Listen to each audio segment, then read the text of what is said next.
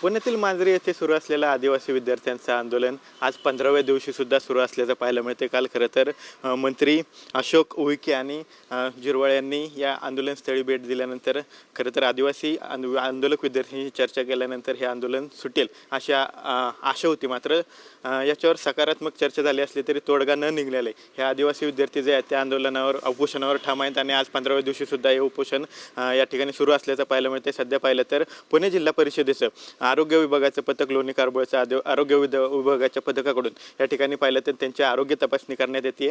आपल्यासोबत doctor madam आहेत, त्यांना आपण विचारणार आहोत नक्की या विद्यार्थ्यांची परिस्थिती आता काय। तुम्ही आता तपासणी केली आहे विद्यार्थ्यांची, कशी यांची तब्येत आहे सध्या? सर आज 15-16वा दिवस आहे। आज 15वा-16वा दिवस आहे। आम्ही एवढंच करतोय की ते मेंटेन राहावेत, त्यांचं BP शुगर वगैरे वायटल्स नॉर्मल राहावेत।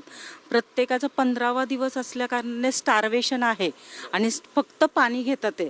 ग्लुकोजला किंवा ORSला त्यांनी नकार दिलेला आहे, त्यामुळं फक्त पाण्यावर आहे ते विद्यार्थी। ह्या विद्यार्थ्यांचं रिकरंट ॲडमिशन आहे, ससूनला जातात ते 2 दिवस राहतात ते 1 दिवस राहतात, परत दामा घेतात ते डिस्चार्ज अगेन मेडिकल ॲडवाईस। म्हणजे त्यांना राहण्याची गरज आहे, इव्हॅल्युएट करून ट्रीटमेंट देण्याची गरज आहे, परंतु ते दामा घेऊन परत येतात आहे। त्यामुळे कंडिशन कशी आहे, दिसताना आपल्याला स्टेबल दिसतात पण म्हणजे सगळ्यांच्याच हायपोग्लायसेमिया आहे, म्हणजे शुगर ही कमी आहे, बरेच म्हणजे त्यांचे BP पण कमी आहे, काहींना चेस्ट पेन होतं आहे, कुणाला पोटात दुखतं आहे, ब्लिडिंग होतं। एका मुलीला तिची 44 शुगर होती तेव्हा रेफर्ड केलं आहे। काल पण अचानक साहेबांचं भाषण झाल्यानंतर एकाला सफोकेट झालं, ब्रीथलेस झाला, त्याला पोटामध्ये दुखतच होतं, त्याला आधी ससूनमध्ये पाठवलेलं वांबळेला, आता परत लोणी काळभोरला पाठवलं आहे। निकिता तर 2 दिवसापासून लोणी काळभोरलाच आहे। म्हणजे कंडिशन अशी दिसताना हे खूप स्टेबल दिसतात आहे, पण आतमध्ये जी चयापचय क्रिया आहे ती कुठंतरी डेफिनेटली बिघडते। म्हणूनच ह्यांना चेस्ट पेन होते, मसल क्रॅम्प्स येतात, ते अनकॉन्शियस होतात ते, कारण किटोसिस प्रोसेस ही सुरू झाली। म्हणजे आपल्या शरीरात आपण अन्न घेतलं की आपल्याला एनर्जी मिळते, कारण त्याच्यातून साखर तयार होते, पण यांच्यामध्ये अन्न हा प्रकार आता स्टॉप आहे 15 दिवसापासून। त्यामुळे मग आपलं शरीर काय करतं, लिव्हरमधलं असलेलं साखरेचं स्टॉक आहे ते यूज करतं, ते पण संपलं की मग फॅट्स असतात आपल्या बॉडीतल्या त्या जळून मग त्याच्यापासून एनर्जी क्रिएट होते, ती वापरायला सुरुवात होती।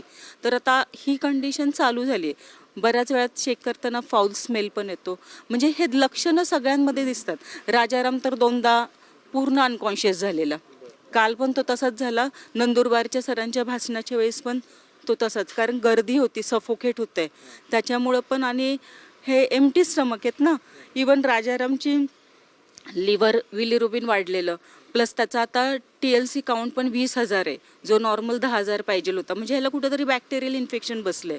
हा लोणी काळभोरमध्ये 2 दिवस ॲडमिट होता, अँटीबायोटिकचा कोर्स केला, सलाईन वगैरे भरले, स्टेबल केले, हा दामा घेतला आणि आलाय। याची रिपीट करणं गरजेचं आहे। ह्याला कालपासून चेस्ट पेन आहे, मी सांगतेय, रेफरल तयार आहे, ह्याला सांगितलंय, हा स्टुडंट आहे नर्सिंगचा, पण तो ऐकत नाहीये।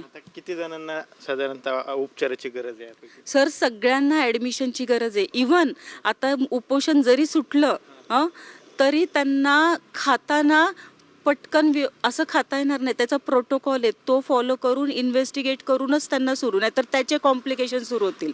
म्हणजे ज्यांनी खायला घेतली प्लेट आणि खायला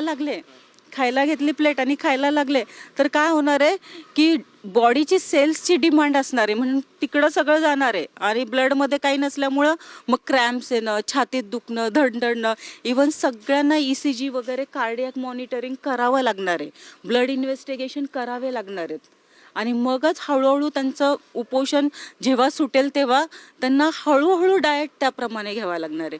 म्हणजे हे दिसतं नॉर्मल, पण हे नाही आहे सर, हे आतून मेटाबॉलिक सुरू झालं, म्हणजे त्याच्यामध्ये डिसऑर्डर सुरू झालेली आहे। तर आपण पाहतोय की 15व्या दिवशी सुद्धा या सर्व विद्यार्थी जे आहेत ते उपोषणावर ठाम असल्याने हे उपोषण आता सुद्धा मांजरी येथील आंदोलनस्थळी सुरू असल्याचं पाहायला मिळते आणि या सर्वांना उपचाराची गरज असल्याची प्रतिक्रिया जी आहे ती यांना चेकअप करण्यासाठी आलेल्या डॉक्टरांनी दिलेली पाहायला मिळते। कॅमेरा पर्सन अभिजित पिसेसह विनय जगताप, TV9 मराठी, पुणे।